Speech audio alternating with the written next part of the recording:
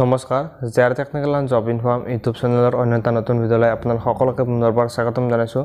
আসাম পুলিচৰ যিখিনি sub inspector ইউবিৰ vacancy আছিলে ইতিমধ্যে তাৰ এই ভেকেঞ্চিখিনিৰ যিটো ফিজিকেল টেষ্টটো সমাপ্ত হৈ গৈছে আৰু এতিয়া আপোনালোকৰ নেক্সট ষ্টেজত যিটো অৰেল আৰু ভাইবা অনুষ্ঠিত হ'ব। তো তাৰ কাৰণে আপোনালোকৰ এডমিট কাৰ্ড আহি গৈছে। আপোনালোকে যদি ফিজিকেল টেষ্টত আপোনালোকে কোৱালিফাই কৰিছে তো আপোনালোকৰ এতিয়া যি অৰেল ভাইবাৰ এডমিট কাৰ্ড ডাউনলোড কৰিব পাৰিব। ইতিমধ্যে তাৰ যিটো লিংকটো এক্টিভ কৰি দিছে।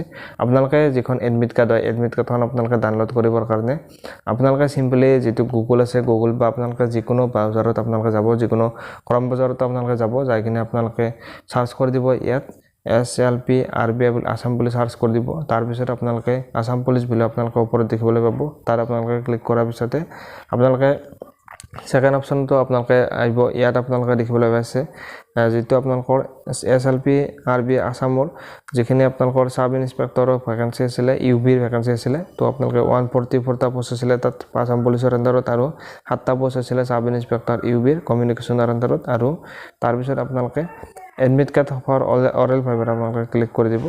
ক্লিক কৰাৰ পিছতে আপোনালোকে যিখন ৱেবছাইট হয় আপোনালোকৰ ওপেন হৈ যাব এডমিট কাৰ্ড ডাউনলোড কৰা।